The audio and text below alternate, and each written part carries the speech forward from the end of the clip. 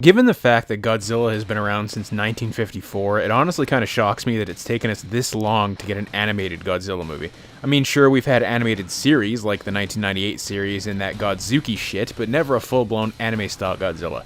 Well, that changes now. In every Godzilla movie prior to this one, humanity has always managed to either defeat Godzilla or he ends up becoming our bro and just saves us from stuff.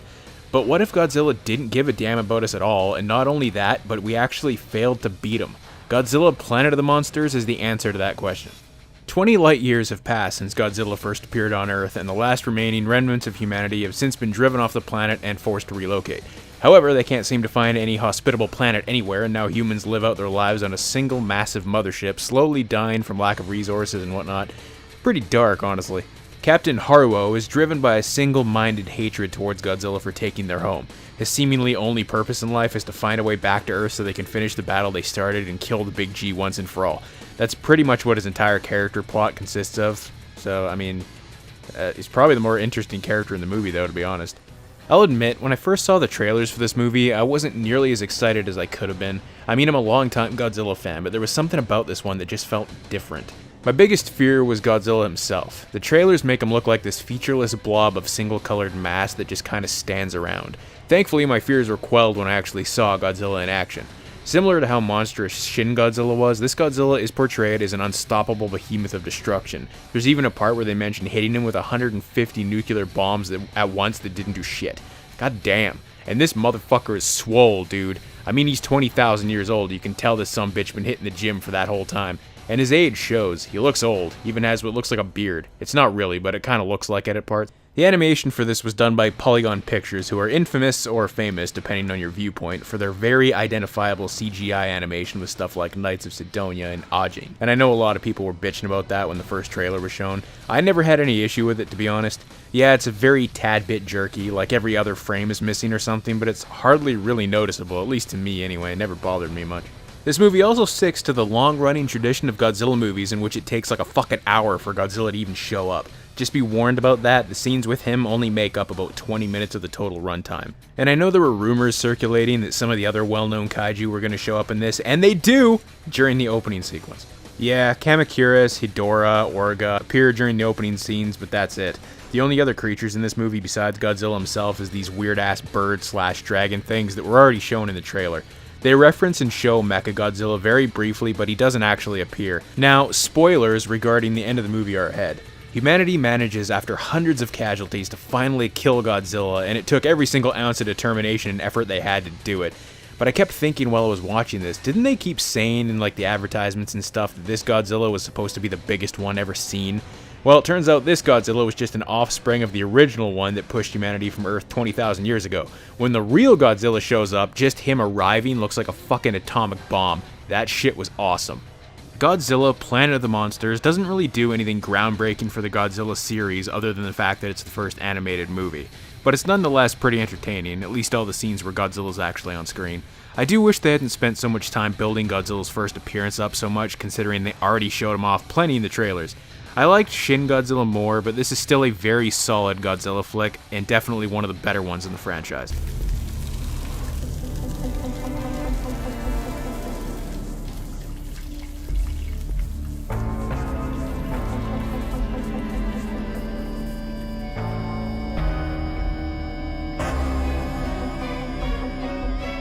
Y'all remember back in my Godzilla Planet of Monsters review when I said that movie was a flawed but solid foundation to build a trilogy on? Well, it's like the creators of City on the Edge of Battle were like, people like Godzilla and people like Mechagodzilla, right? Well, let's give them none of that shit, while they laughed maniacally in Japanese. So, Godzilla 2, which I'm going to refer to this as since I don't want to have to keep saying City on the Edge of Battle every time, is the second entry in the anime trilogy of Godzilla movies and takes place pretty much immediately after humanity got its ass smashed by Godzilla Earth. So, don't expect much to change. Haruo is still a single-minded character with nothing but revenge and victory on his mind, except this time there are human-like people hanging around who are descended from bugs and who are totally supposed to be Mothra's people, even though Mothra isn't anywhere in this movie. I'm gonna warn you now that I'm just gonna assume you've already seen Godzilla 2 before watching this review, so spoilers are totally game. Haruo and crew, what's left of them anyway, decide that they need to do the exact same thing to this Godzilla that they did to the last Godzilla, just on a bigger scale. So literally the plot of this movie is the exact same as the last one, except this one is slower than snail shit. Seriously, all anyone does in this movie is walk and talk some more, and just when you think things are about to get intense, they stand and talk. Like, goddamn, I thought the last movie was slow, but this one takes on a whole other level of dull.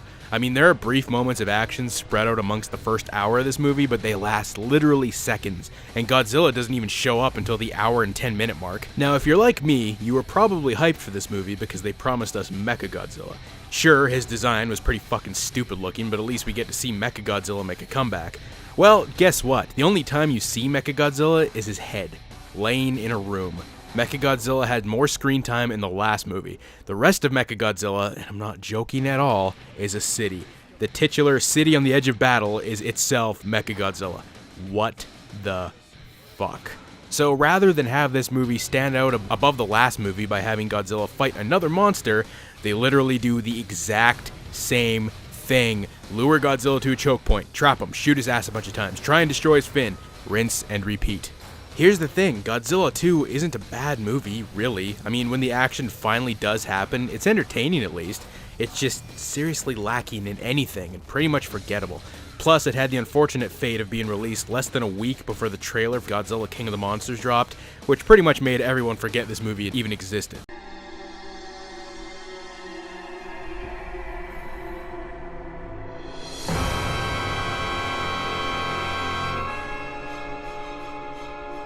To properly convey my feelings toward this movie, I have to go balls deep into spoiler territory, so this is your warning.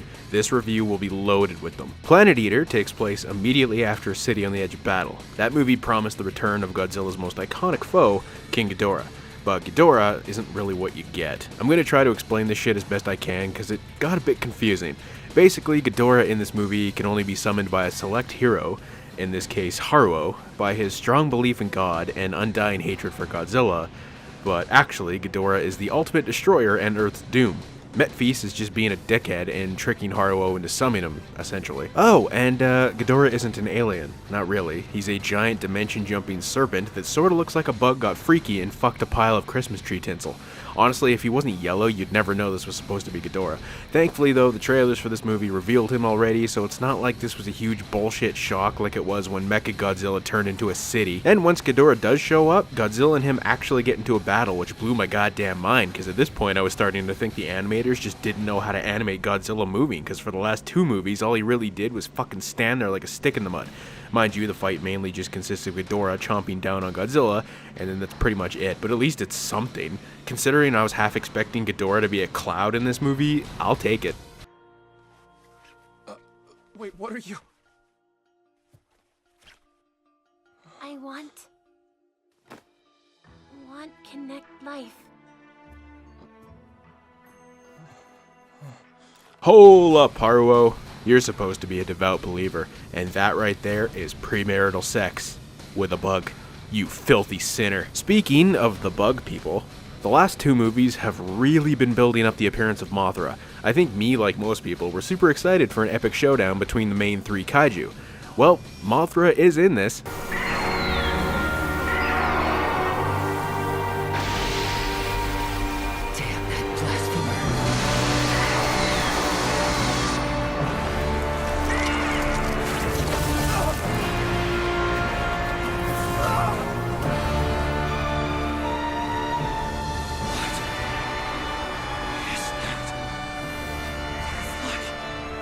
Yep, that's it. What you just saw was Mothra's entire appearance in the trilogy. Come the fuck on. She wasn't even real. She was like, I don't even know, a vision or something? It's very clear that this trilogy of movies isn't supposed to be about Godzilla or other monsters, it's about humanity. The themes and philosophies of life, death, and purpose are heavy throughout the movies to the point that it almost gives it an Evangelion vibe. But Planet Eater, I think, does it better than the other two movies did, because it's here, but it's not convoluted and they don't spend a full hour on it. Stuff actually does happen in this movie. Gotta say though, the ending was stupid. Haruo and Godzilla successfully managed to destroy Ghidorah, and then some undetermined amount of time passes and suddenly Haruo remembers that, oh shit, Ghidorah's gonna show up again, so he purposely flies into Godzilla's attack and just fucking dies. It comes out of nowhere and just feels slapped on there. You could have had him get injured and like die alongside Metfeast, which would have had way more impact, but nah, he's like, screw this shit, I'm out. Dumb. One thing this movie does do better than the last two is its musical score. Holy sweet shit, is it ever awesome. Takayuki Hattori does a damn good job here. I mean, just listen to some of this stuff.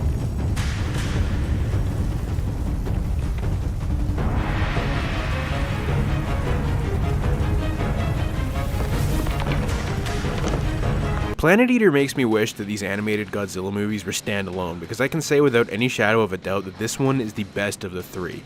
It tones down the philosophy to a decent level and amps up the actual monster stuff, but you can't just watch Planet Eater, you have to see the other two movies first, or it's just going to confuse the shit out of you, and that second movie is just a total chore. Ultimately, it does more right than the last two movies, but still gets a bunch wrong. Overall though, it isn't bad in comparison. You too can support the channel for just $1 a month by joining the Patreon for exclusive videos and content. Links in the description down below.